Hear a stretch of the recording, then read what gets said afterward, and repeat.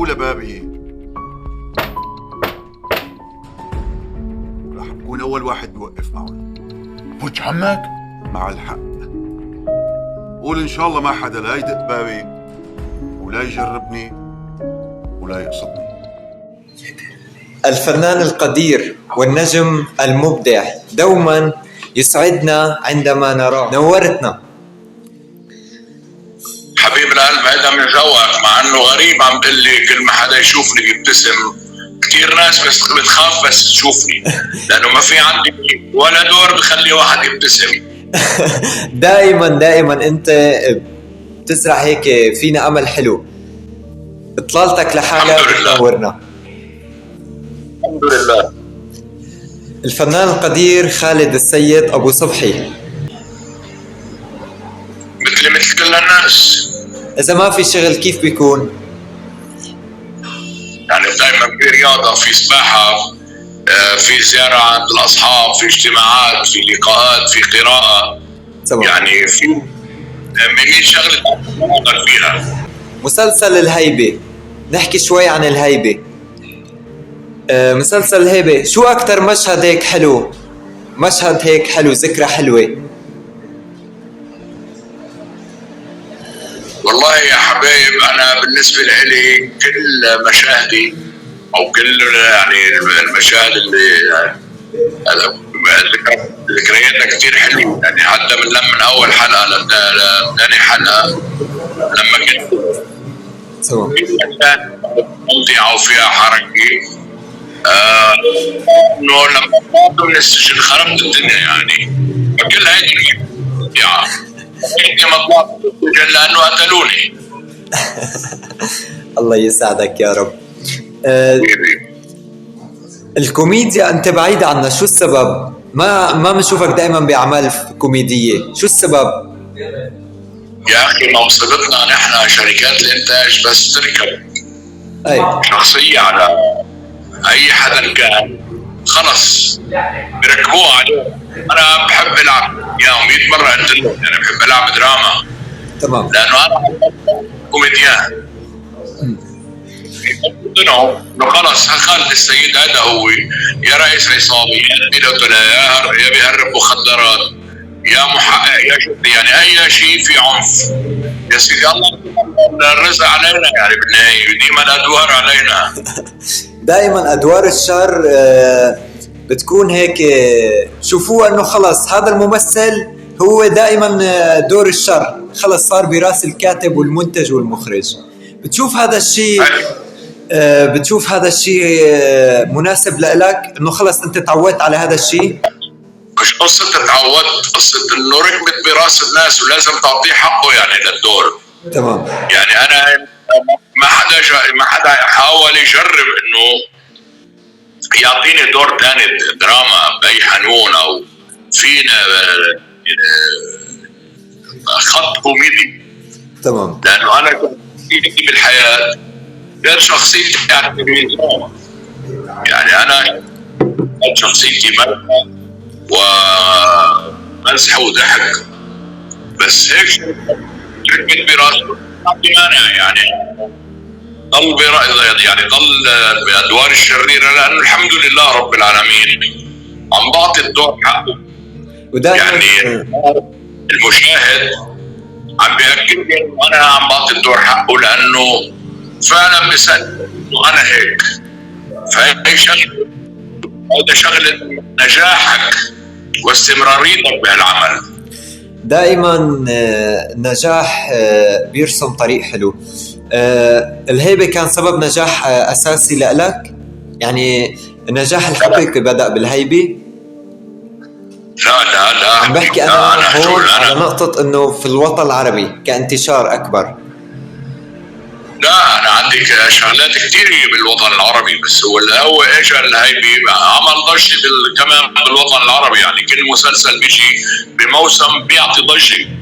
أنا عندي كذا مسلسلات نعرض بالوطن العربي وعطت ضجة لأنه الهيبة إجا مأخر.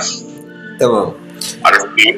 الله يسعدك. أنا بالنسبة لي الحمد لله كل مسلسلاتي بلبنان ولا الوطن العربي عندي شخصيات شغلها مش كبيرة.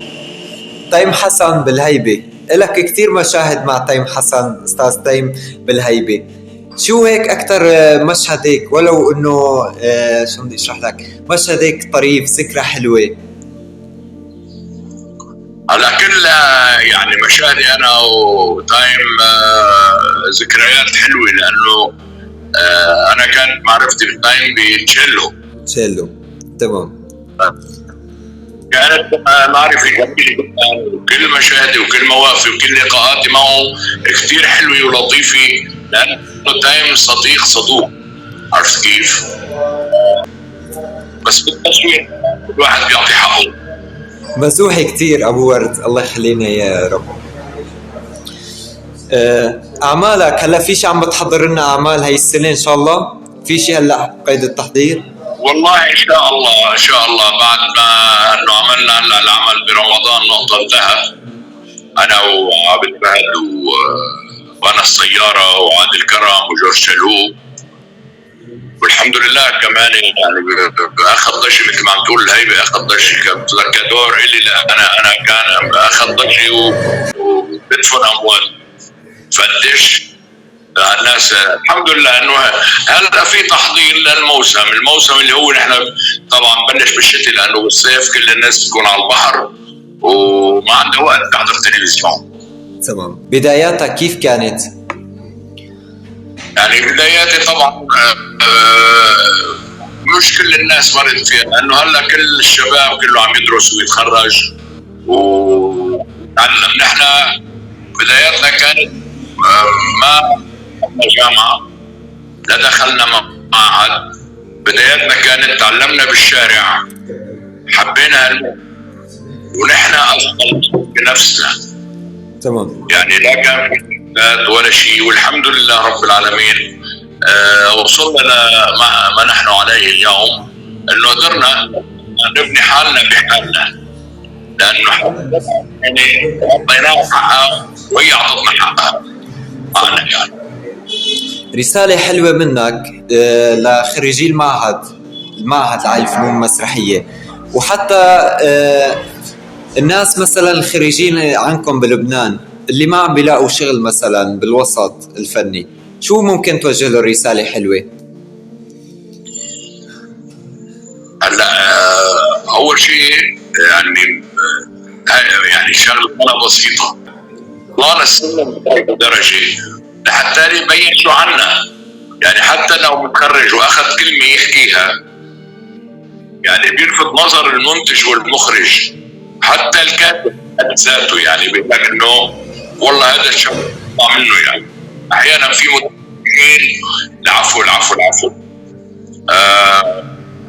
بيمشوا على سطور الورق، هذا غلط.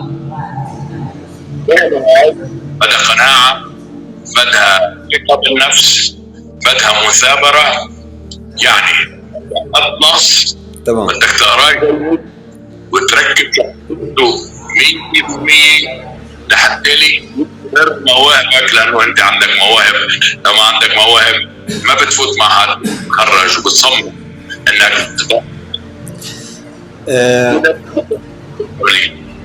هذا التشبيه. ممارسة العمل إن كان على المسرح أو التلفزيون أو السينما، الممارسة المستمرة أو الإذاعة، هذا كله بده تمرين. يعني بدك تنميها فيه، يعني مش مجرد شيء أنا مثل منها ما بتنفع، بدك تنميها بشخصيتك، بأداء دورك، بتركيب الشخصية يلي انت حيعطوك اياها وتمثلها. فيهم لقوا على الانترنت بيعملوا اتصالات وياهم، بيقدموا لهم السي في، وطبعا يبعثوا وراهم لتجارب او لادوار صغيره. ممكن يفتح طريق اتصال مع شركات فنيه، بس انه هو نحمل بدون ما حدا يعرف، هاي كارثه. هو صار صح ولا لا؟ صح. صار في عدد كتير كبير من الناس ما عم بيلاقوا فرص، أمنيتك اليوم، شو هي أمنيتك اليوم أستاذ خالد؟ أمنية حلوة منك اليوم، شو هي أمنيتك؟ يعني الله اعطانا عمر نشوف البلاد مرتاحه وهديان، الناس مرتاحه لوضعها بوطننا العربي كما كان سابقا، وترجع اعمال وما يعني هيدي يعني عم نتمنى امنيات ان شاء الله، يعني انه ربنا يحققها، لانه حسب ما شايف هي هلا بالوقت الحاضر نادره، بس فبتمنى على الوطن العربي يرجع بمركزه الاساسي في العز والنهضه، والشباب ما يضيعوا لحتى يلاقوا اي عمل فني او غير فني ويطلعوا. يعني نحن عندنا هلا في كثير شهادات تخرجوا شباب تخرجوا ونجحوا بالجامعات والكليات التمثيل، بس ما قدروا يشتغلوا بالتمثيل بالبلد، هنا برات جدا صار يشتغل مونتير، صار يشتغل يعني يشتغل بالعمل الفني بس ما قدر يعمل ممثل. فبتمنى الوضع ككل يصير افضل من هيك لحتى الشباب، يعني نحن عم نحكي عن الشباب، نحن اللي عملناه الشباب يضل يلاقي حاله وحياته مبسوط ومستمر، ما ييأس ويسافر ان شاء الله يا رب. نورتنا ان شاء الله دائما الى مزيد من العطاء بمسيرتك يا رب. بتحب تضيف شيء قبل ما نختم استاذ خالد؟ حبيب قلبي انا بتشكر ضيافتكم، والله ينجح الشباب كلهم بالجامعه ويوفقهم ويلاقوا حالهم ويضلوا على اتصال دائم بشركات الانتاج، يدوروا عليها على الانترنت ما بيضيعوا ان شاء الله. يعني مش انه من اول مره لازم يجاوبوكم، معلش الواحد بده يسافر لحتى يوصل. ان شاء الله يا رب، وتبقى بألف خير، وإن شاء الله دائما بتكون بصحتك وعافيتك. حبيب قلبي ويسعد مساك وألف أوقاتك يا رب.